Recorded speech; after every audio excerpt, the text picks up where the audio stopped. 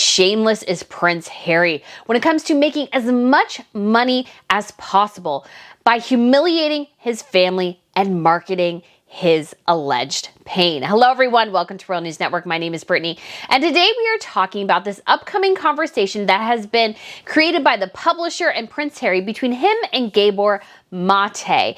And this is going to happen next Saturday. And while it's poised as an event where they can talk about therapy and the importance of it and addiction and childhood trauma and development and everything like that, at the heart of this, 100%, this is a shameless money grab, exploiting people who are fans of Prince Harry to try to get them to buy as many books as humanly possible. I feel like when I just look at this situation, it just makes me cringe. It makes me angry because really this entire thing is trying to get people to buy 2 books of Harry's. Why? Because I don't think it's selling as well as they want us to think it is. So I'm going to go over the reasons why I think that is. And I'm going to share with you some evidence I came across on Saturday, which I think kind of proves that this thing is languishing in the warehouse much more than the publisher anticipated. But if you guys haven't been here to Royal News Network before, like I said, my name is Brittany, and on this channel I provide compelling royal commentary about the latest news and sometimes a little bit of gossip as well. I'm a historian, I'm in a PhD program, and I'm also just an avid royal watcher for over 10 years. In addition, I will be reviewing television shows and movies and sharing a bit about history as well, all related to the royals. So if you would like to subscribe, I would absolutely love it. We are so close to 100,000. So if you have been on this channel for a while, hanging out, please, please, please consider subscribing. I would just absolutely love it. Hit that notification bell as well, because that's just a huge marker to reach 100,000. So I'm very, very excited. I also have a couple links down below to my fashion channel, which is currently on a hiatus, but it should be back very soon. We also have a upcoming trip to London and the Cotswolds, so if that's something that you're interested in, feel free to check that out. And I also have a weekly newsletter, Royal Wire, so if you want to hear the latest royal news and a bit of commentary, that will come to your inbox every Tuesday evening. But oh my gosh, this with Harry. Now, when I initially saw the news, I was like, of course he wants to talk about Spare more. But then I actually got into the little print at the bottom, and all I could think was, oh my gosh, this is so utterly greedy. This is a greedy move, a shameless move to try to move more of Harry's books because I don't think they're selling. Before I go into the reasons why I think this is all shady as heck, let me go ahead and share with you a bit about what this event actually is. So according to Random House, Barnes & Noble, Waterstones, and Indigo Books and Music, they are proud to present Spare, Prince Harry and the Duke of Sussex in conversation with Dr. Gabor Mate, a renowned speaker and best-selling author of The Myth of Normal, Trauma, Illness, and Healing in a Toxic Culture. So they want everybody to join them on Saturday at 12 p.m. Eastern Time, 5 p.m. Greenwich Mean Time on Venmo for an intimate conversation as they discuss living with loss and the importance of personal healing. This is a live virtual event only. No recording will be shared with attendees, and recording or sharing of the event is strictly prohibited. So this is an opportunity, once again, for Harry to try to change the narrative about his book, because his book didn't go well. The launch didn't. Now, it's sold. But here's the thing. People, it was a curiosity factor. It was a train wreck mentality. That's why people initially bought it. Not because they were like, oh, we want to support Harry so much. There is that crowd, of course. But everybody wants to see the train wreck. We're all fascinated by it. We're all fascinated by the wreck. We just want to see the disaster. That's what Harry is. And so what they want to do, instead of the book being about his penis, because he's the one who talked about it, we didn't bring it up, he did. His fight with his brother, his cold relationship with his family, the awfulness of Meghan Markle, all these sorts of things. Instead, he wants to try to bring it back to his personal trauma and everything. And so it's an opportunity to try to reframe the conversation from one about his penis to one about his mental health.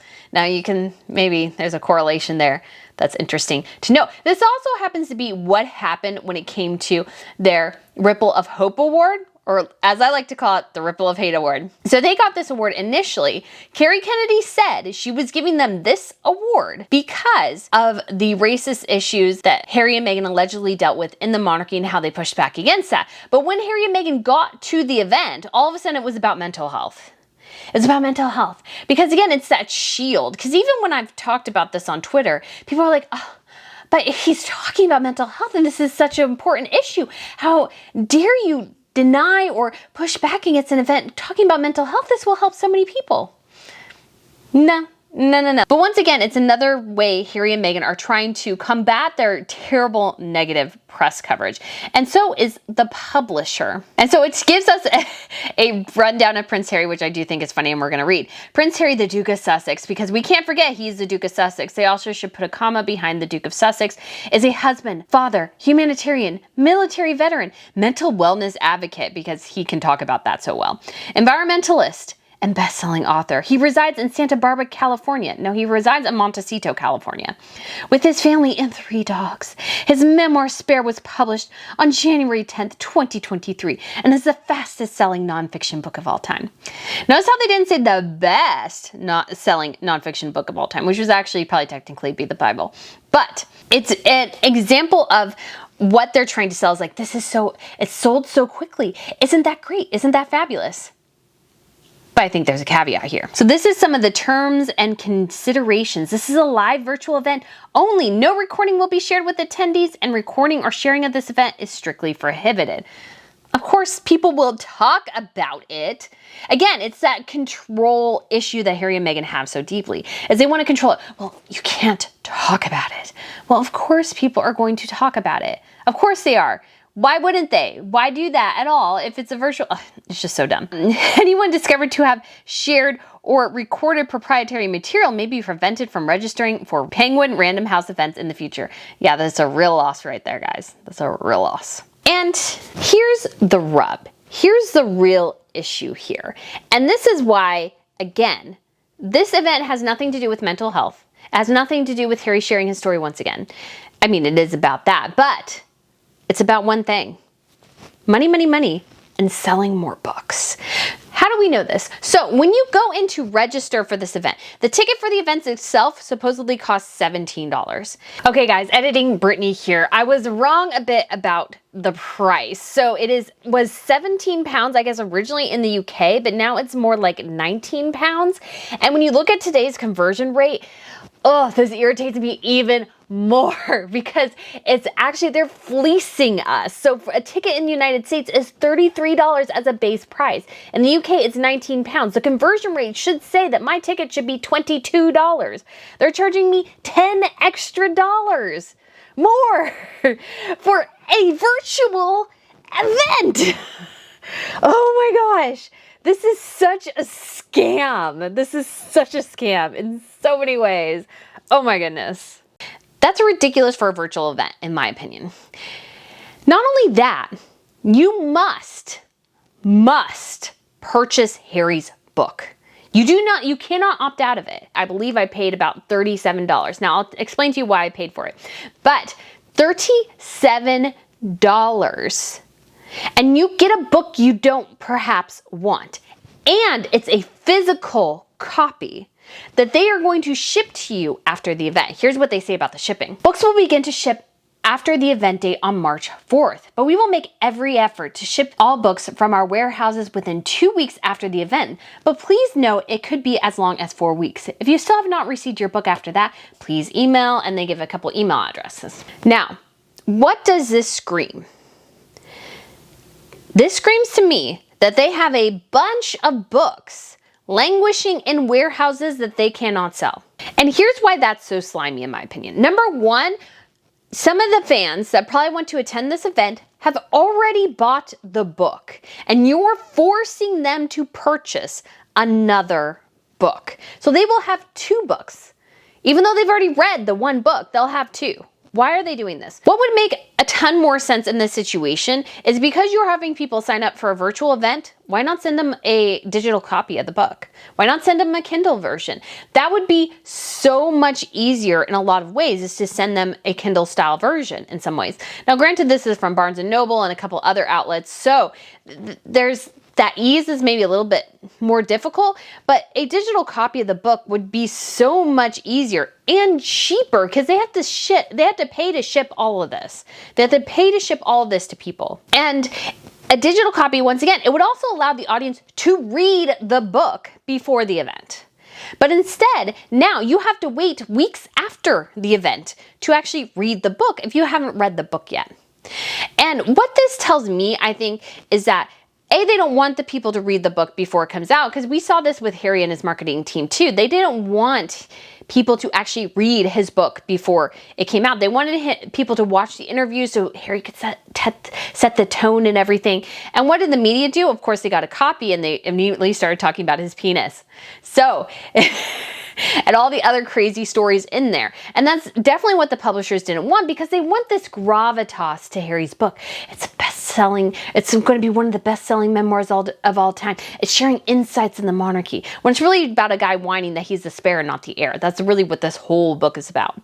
So they're sending us a physical copy. And I think it's because they have too many in the warehouse. Because what happened is, it sold well initially that first week. Now it's still technically, as far as I can tell, still on the bestsellers list.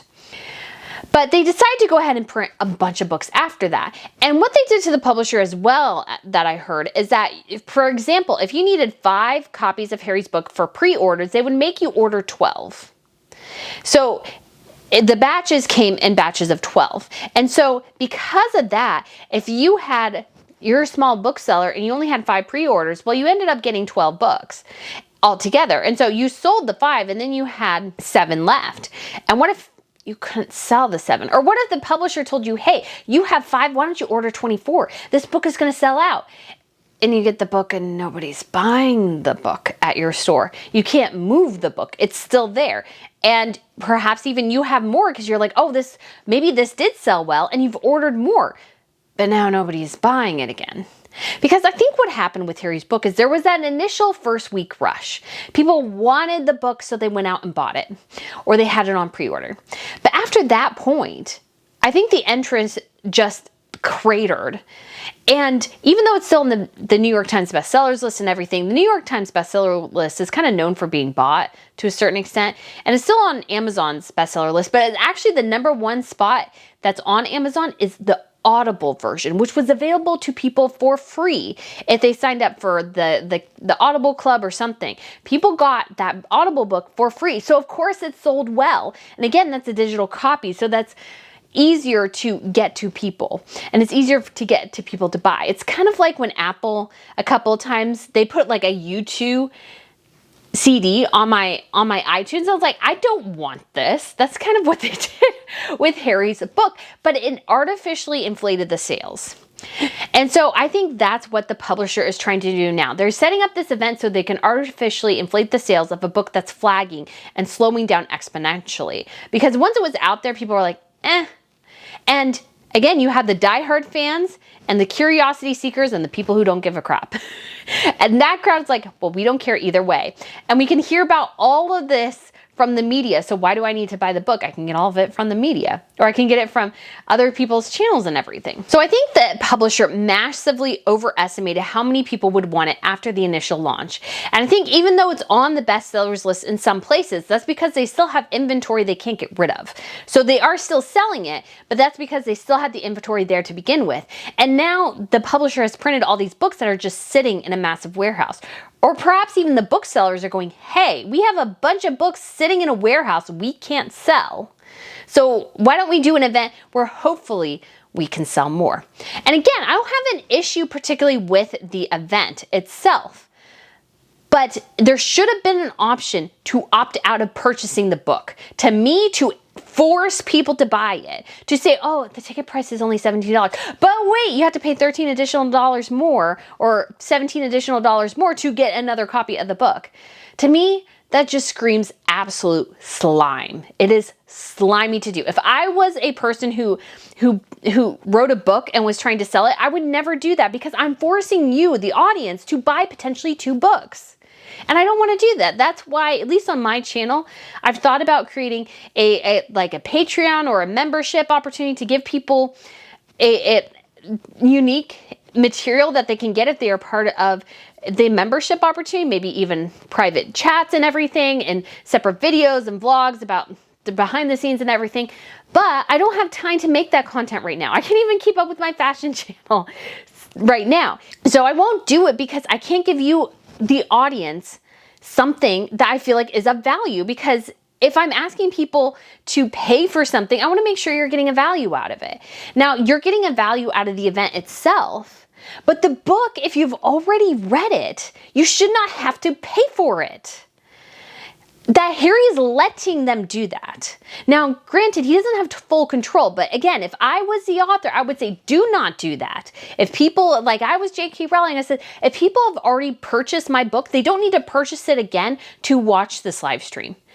If they want to purchase it again, fine, but they shouldn't have to enjoy this program we're doing. That's just, again, if my book is so good, why do you need to force people to buy it in order to get this extra benefit with me? Shouldn't the extra benefit with me be enough?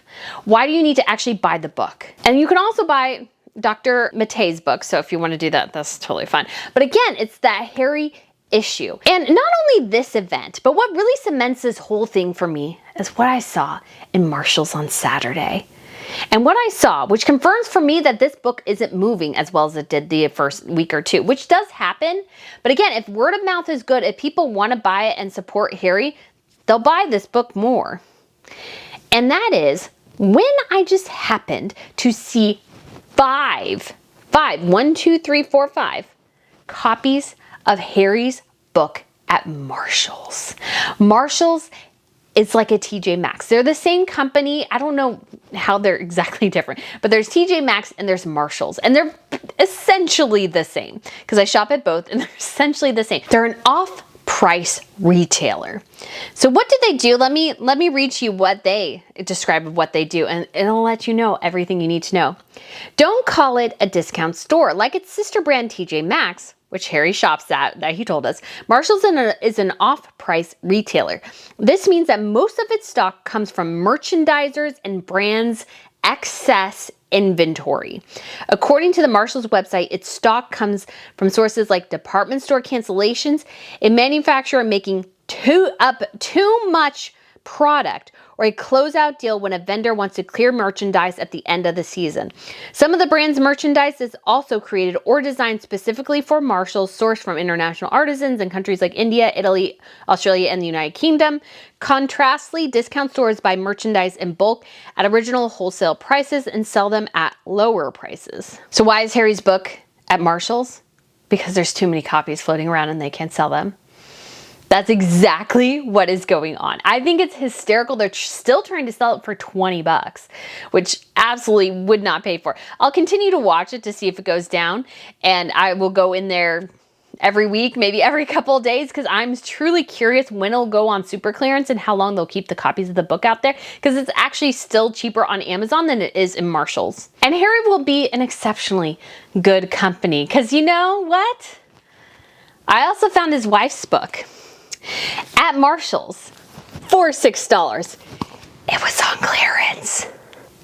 So I anticipate that Harry's book will be much like Meghan's, is that those who are really truly interested in it already purchased it. And those who are not, well, they'll just be like me and wait till it goes down even more. Somebody found it, I think, for $1 or $2. And I just bought it just because I thought it would be good to have. So yeah, they totally could not sell Meghan Markle's book either. Now again, Harry's books sold very, very well. Meghan's never did. But I'm sure your question is, because you heard me originally say, yes, I got a ticket to this event. Why did I do that? Well, a couple of reasons. I want to report about it. And I feel like because of Harry's and Meghan's control issues, reporters will not be invited to attend this event.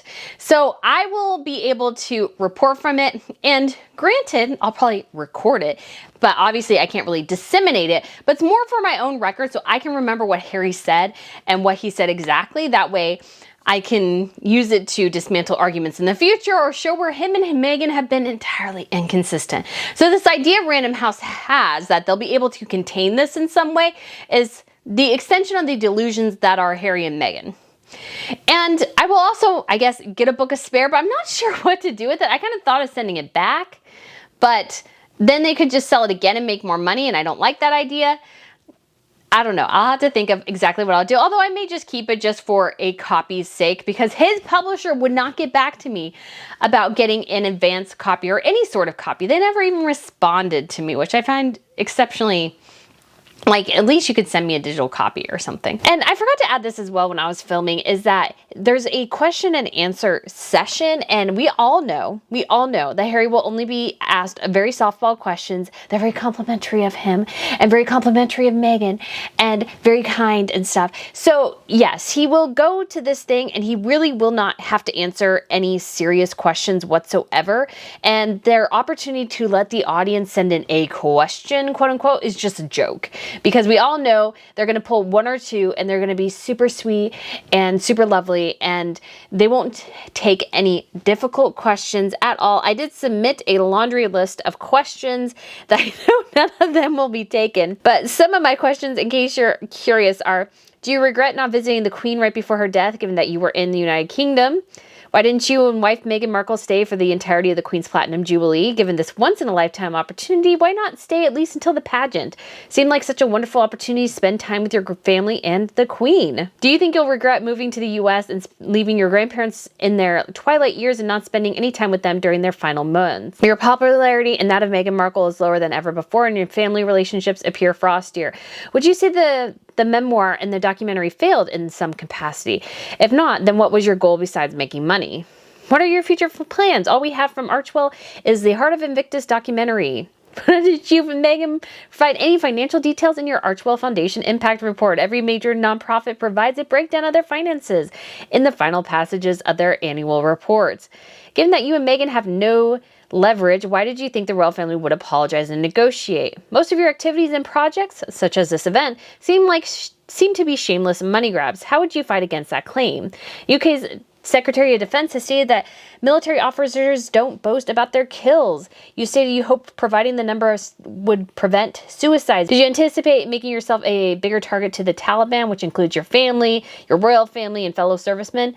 When did you first realize you wanted to be a Hollywood producer? You provide statements showing that the proceeds of this book are going to the stated charities. What did you think of the South Park episode? On Oprah, Meghan strongly insinuated that someone within the monarchy was racist. The British American media outlets ran with the story for 2 years. Yet in January, you tried to correct that. Why wait so long? Why leave your family under suspicion? Why solely blame the British tabloids when Gayle King said the same on CBS, an American outlet? Follow-up question from above. You claim your family in the palace didn't correct negative stories about you and Meghan. Why didn't you lead by example and correct the media narrative about the royal family immediately? What changed? You will obviously receive an invitation to the coronation. Why make such a media game out of your attendance? Meghan insinuated that Archie's skin tone is the reason he wasn't given a title, when both she and you knew the letters of patent didn't grant him that right when he was born as a great-grandson of the sovereign.